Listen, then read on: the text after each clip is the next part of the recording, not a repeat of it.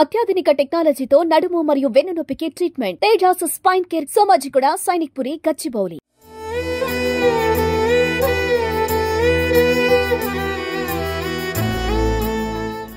కొన్ని ఘటనలు చూస్తుంటే మనం బతుకుతుంది అసలు మనుషుల మధ్యేనా అన్న అనుమానం కలుగుతుంటుంది.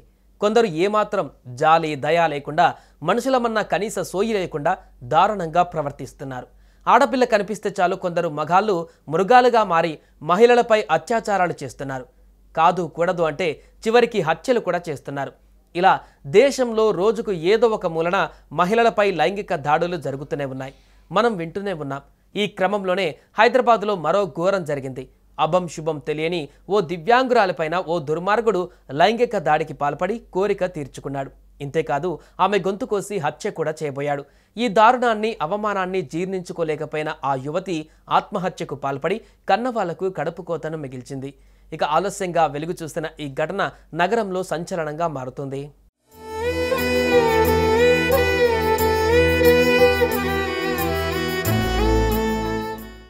పూర్తి వివరాల్లోకి వెళ్తే ఏపీలోని ప్రకాశం జిల్లాకు చెందిన తన్నేరు ఏడుకొండలు అనే వ్యక్తి 12 ఏళ్ల కిందట హైదరాబాద్కు బతుకు తెరువు కోసం వచ్చాడు.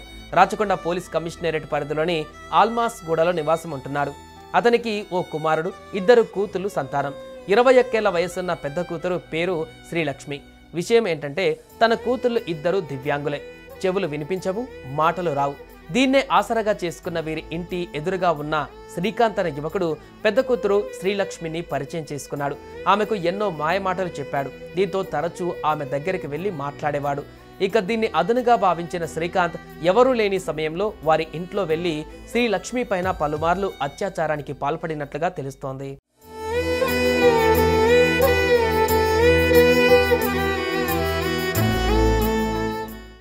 కాగా ఓ రోజు శ్రీకాంత్ వాళ్ళ ఇంట్లో కనిపించగా శ్రీలక్ష్మి చెల్లెలు భువనేశ్వరి కంటపడ్డాడు. ఈ విషయం ఎవరికైనా చెబితే మీ కుటుంబ సభ్యులను చంపేస్తానని శ్రీలక్ష్మిని భువనేశ్వరిని బెదిరించాడు. ఇకపోతే గత 20 రోజుల కిందట శ్రీకాంత్ శ్రీలక్ష్మిపై అత్యాచారానికి పాల్పడ్డాడు. ఆ సమయంలో ఆమె నిరాకరించడంతో ఆమె గొంతు కోసి పరారయ్యాడు. దీంతో ఆమె తల్లిదండ్రులు కొన్ని రోజులు ఓ ప్రైవేట్ ఆసుపత్రిలో చికిత్స అందించారు. అయితే ఈ మధ్య శ్రీలక్ష్మి కోలుకోవడంతో శ్రీకాంత్ చేసిన దారుణాన్ని తల్లిదండ్రులకు చెబుదామని చెల్లెలు భువనేశ్వరి అక్కతో చెప్పింది. దీంతో శ్రీలక్ష్మి భయపడిపోయింది. తనకు జరిగిన ఈ అవమానాన్ని ఆ యువతి భరించలేకపోయింది. ఈ క్రమంలోనే శ్రీలక్ష్మి మనస్తాపంతో ఇటీవల ఇంట్లో ఎవరు లేని టైంలో ఆత్మహత్యకు పాల్పడింది.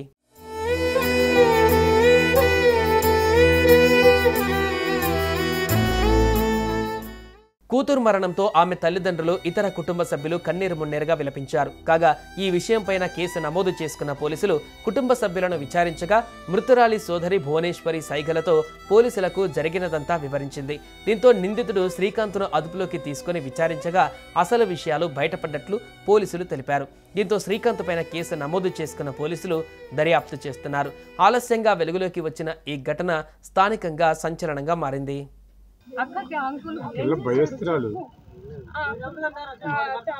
వేరే రోజు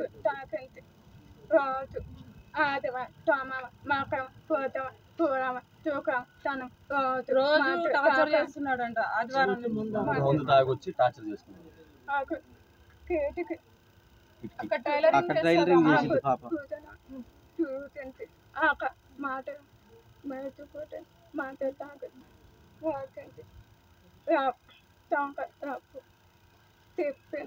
డ్రెస్ చించేసాడంట, డ్రెస్ మొత్తం తీసేసాడంట, నోరు మూసేసాడంట, చేతులు విరగ తీసేసాడు.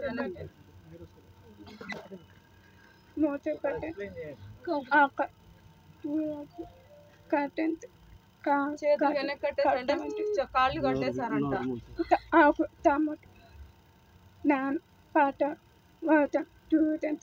ఈమె బట్టలేరేసి వచ్చి మొత్తం చూసిందంట. బాత్రూమ్ లో తాకున్నాడు.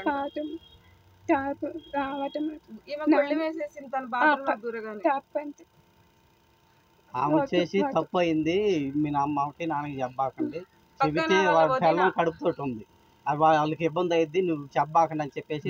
సుమన్ టీవీలో మీ పర్సనల్ అండ్ బిజినెస్ ప్రమోషన్స్ కోసం కింది నెంబర్కి కాంటాక్ట్ చేయండి.